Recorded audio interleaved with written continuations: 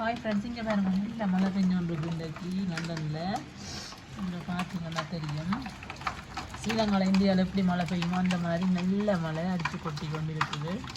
இப்போ சம்மர் எல்லாம் போய் கொஞ்சம் விண்டருக்குள்ளே போக போகிறோம். விண்டர் ஆக போது அதாவது குளிரும் மழை தான் இப்போ நடந்துருக்கோம். இங்கே பாருங்கோ நல்ல மழை நல்ல தான் எதிர் மாற எங்களுக்கு கொஞ்சம் பெருத்தங்கள் மாதிரி சளி கடிமணி வரும். அந்த டைமில் தான் சமைச்சு கொண்டு இருக்கேன். அதனால் இந்த வீடியோ உங்களுக்கு காட்டுவோன்னு ஊர்லேருந்து என் மாமி கொடுத்து விட்ட தூள் அதாவது ரூபண்ட அம்மா நல்ல டேஸ்டியாகவும் வாசமாகவும் இருக்குது. இதனை போட்டு இறால் கறி செய்ய போகிறோம். நீங்கள் இறால் கறி வந்து அப்படின்னு கொடுத்து பாருங்கோ.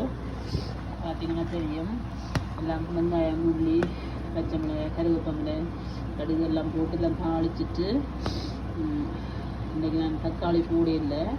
என்னென்னு சொன்னால் பழப்புளி கரைச்சி விட்டேன். நான் மாமலாம் பழப்புளியும் விட்டு தக்காளி பழம் போடுறேன். நான் எனக்கு பிடித்தன்மையாக இருக்கும். அதோட இஞ்சி உள்ளியெல்லாம் உள்ளாக எல்லாத்தையும் பிச்சு போட்டேன். நான் நல்லா இருக்கும். தடிமை நாம் இருக்கு எனக்கு அது அந்த இதுக்கு நல்லா இருக்கும். அதோட நீங்கள் பாருங்க பருப்பு வந்துட்டு நான் பருப்பு வைக்கிறேன். அதோட இது பார்த்தீங்கன்னு சொன்னால் வரையும் செய்துட்டேன். என்னன்னு சொன்னால் சுண்டல்னு சொல்லுவாங்க, சுண்டல்னு சொல்லலாம். கோவா சுண்டல் இல்லாட்டி கேபேஜ் வரை வச்சு ஃப்ரை பண்ணின மாதிரி. கோவாண்டங்கிற உள்ள சொல்லுவாங்க, முட்டைக்கோசன்னு சொல்லுவாங்க, கேபேஜ்னு சொல்லுவாங்க.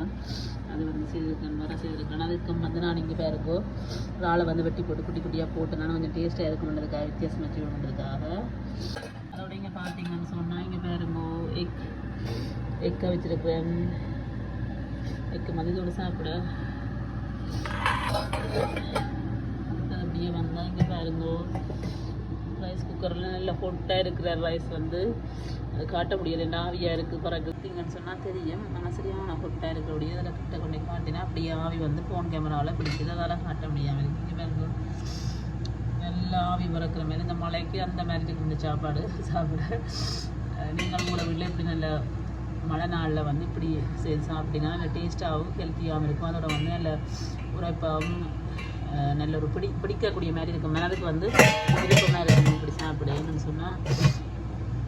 தடிமை நாளில் இப்படி செய்து சாப்பிட்டா நல்லா. இங்கே பாருங்க இந்த மாதிரி இறால் குழம்பு ரெடி ஆகிருக்குன்னு சொல்லி எனக்கு நார்மலாக இறால் குழம்பு நல்லா பிடிக்கும்.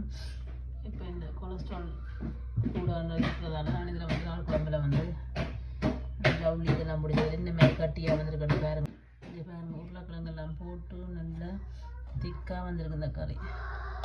தேங்காய் பால் முடியல, தக்காளி பழம் முடியல, ஆனால் இது நல்ல திக்காக வந்துருக்குது.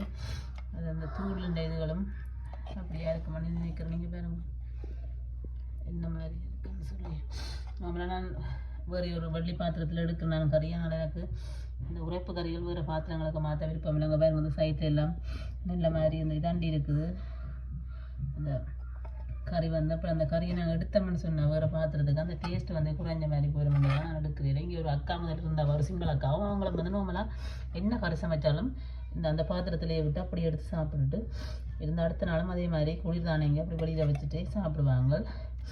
எனக்கு அது பார்த்துருக்கேன் நிறைய தரம் பிடிச்சிருக்கு. நல்லா இப்படி தான் வதக்கி செய்த நான் நல்ல வாசமாகவும் கேரசாரமாகவும் இருக்கும்.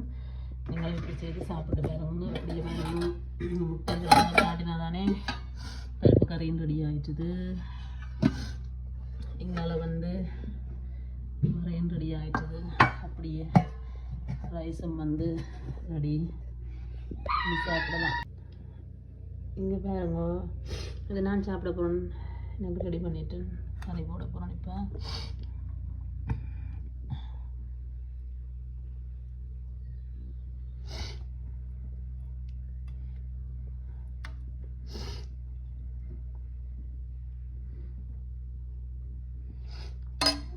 பார்த்தீங்களா